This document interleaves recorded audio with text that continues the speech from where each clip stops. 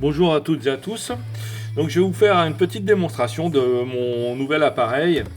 Il sert à gérer les deux batteries d'un camping-car ou d'une caravane ou mobil-home. Voilà. Donc en fait on se retrouve confronté à l'autonomie, bien sûr, sujet récurrent qui revient sur les groupes sociaux, enfin les réseaux sociaux et les forums de discussion de camping-car et autres. Et on se retrouve face au problème de est-ce qu'on doit mettre les batteries en parallèle ou pas. Alors, j'ai pas envie de rentrer dans le débat parce que c'est le genre de débat interminable que tout le monde veut avoir raison. Moi, je vous explique simplement ma vision des choses. Après, on prend pas, hein, c'est pas. Voilà.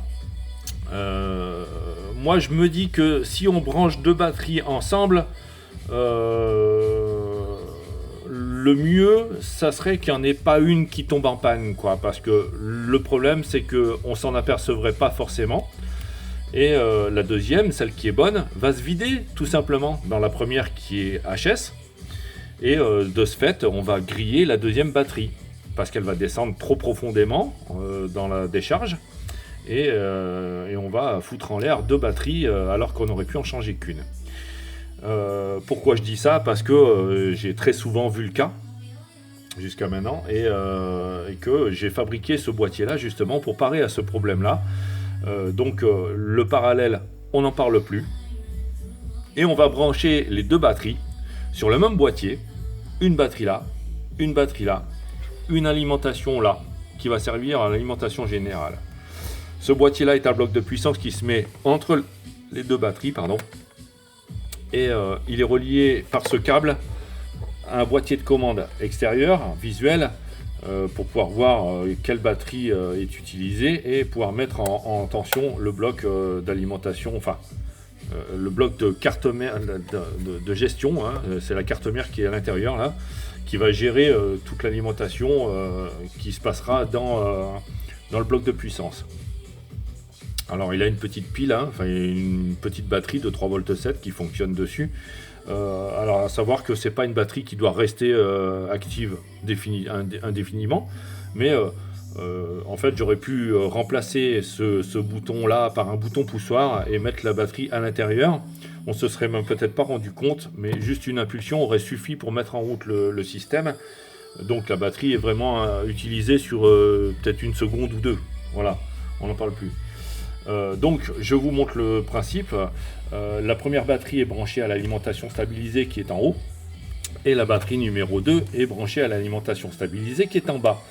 Donc elles vont jouer le rôle de batterie puisque je n'ai pas de batterie là, étant à l'atelier, je suis obligé de me servir des alimentations stabilisées parce que deux grosses batteries là sur le petit établi là, ça va prendre beaucoup de place et on n'arrivera pas à faire ce qu'on veut faire. Donc je mets en route mes deux batteries, donc c'est comme si j'avais branché mes deux batteries. On s'aperçoit qu'il ne se passe absolument rien, ce qui est normal puisque mon circuit là n'est pas alimenté. Si je l'allume, ça alimente le boîtier et ça met en route le bloc de puissance. Le bloc de puissance, alors vous remarquerez que il y a 12,8 d'un côté et 12,7 de l'autre côté. Il sort 13,3 en sortie. Alors j'ai simplement mis un bloc de réhausseur de tension à l'intérieur de mon bloc de puissance pour pouvoir pallier au problème des diodes. Alors je vais éteindre ma batterie, hein, comme je disais, il n'y avait pas besoin, mais on a tendance à l'oublier. Donc un bouton poussoir, je crois que c'est la prochaine étape, le bouton poussoir, parce qu'à chaque fois on oublie de l'éteindre cette batterie alors qu'elle sert à rien, juste à donner une impulsion pour pouvoir démarrer. Donc le principe de fonctionnement c'est simple. Une batterie qui arrive à 11 volts, elle doit basculer sur l'autre batterie. Donc là, on s'aperçoit que c'est la batterie numéro 1 qui est branchée ici, qui est... Hop, bah là, oui, sans le vouloir, j'ai débranché la batterie. C'est la batterie 2 qui est venue se mettre en place. Bon, c'est pas grave. La deuxième est là, c'est la batterie numéro 2, donc maintenant. Donc, on va faire baisser la tension. Hein, on est à 12 volts. Hein, on toujours 13,3 en sortie. Hein, c'est très stable hein, comme appareil. Hein. On est à 11,7, 11,6, 11,5, 11,3, 11,2, 11,1. Voilà, 11,1, il a basculé. On n'est plus sur la batterie 2, on est sur la batterie 1, mais toujours 13,3.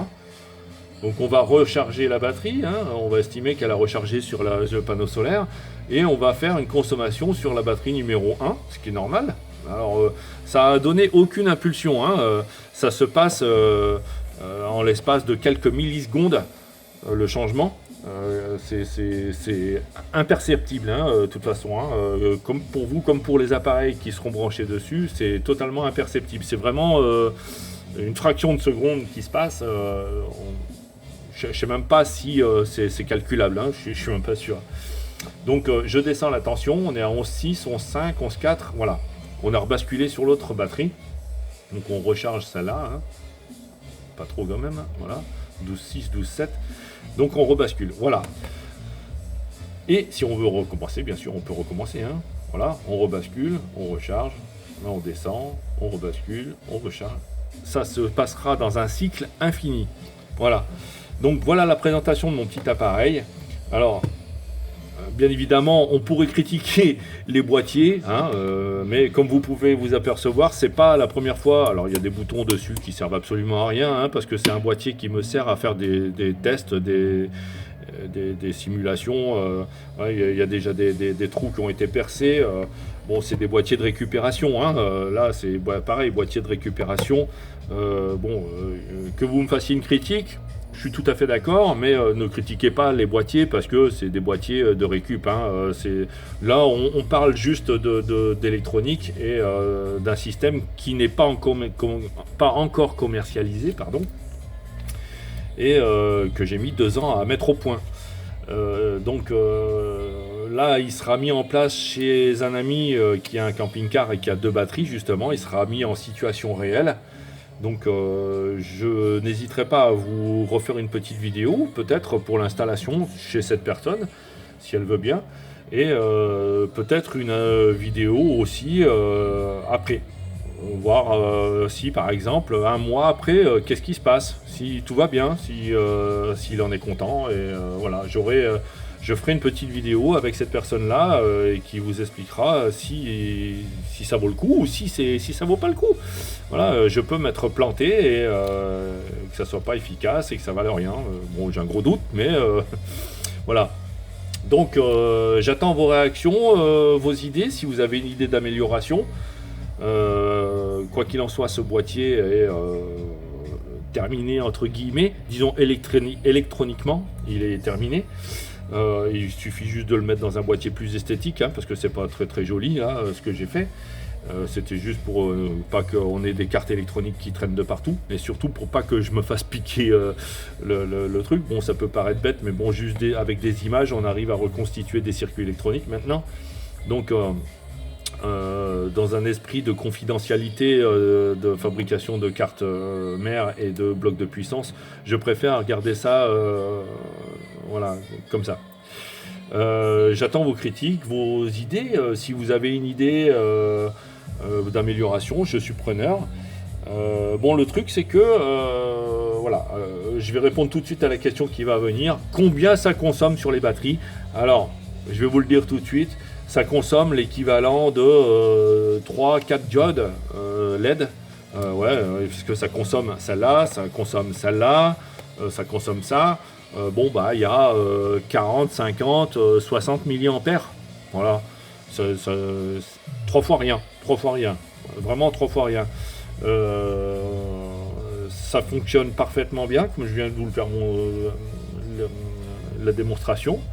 À voir dans le cycle réel d'une batterie, parce que ça reconnaît très bien, hein, que ça soit une batterie lithium, plomb, acide, enfin voilà, ça reconnaît absolument tout. Il n'y a pas de souci, aucune. D'ailleurs, c'est pour ça que je me permets de mettre une alimentation stabilisée, hein. Voilà.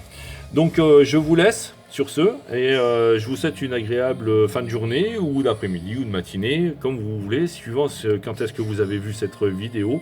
Le petit pouce en l'air me ferait plaisir, parce que j'ai travaillé dessus quand même, ça fait quasiment, ça fait même 2 ans que je travaille sur ce projet-là. J'avais déjà fait un gros boîtier, c'est pour ceux qui se souviennent, qui faisait à peu près 10 kg. C'était énorme, c'était génial, mais c'était pas utilisable parce que c'était beaucoup trop gros et trop lourd. Donc là, on parle de 600 grammes. Allez, je suis gentil, hein, 600 grammes. Voilà, on parle de 600 grammes, on est loin d'être sur un truc super lourd. Comme vous voyez, ça fait la taille de ma main. Là, ça fait une main. Voilà, ça fait une main. Hein, voilà. Bon, c'est pas excessif, hein, comme taille. Donc ça trouve facilement sa place. Voilà, donc merci à tous d'avoir suivi cette vidéo jusqu'au bout. Et bonne continuation et à une prochaine vidéo.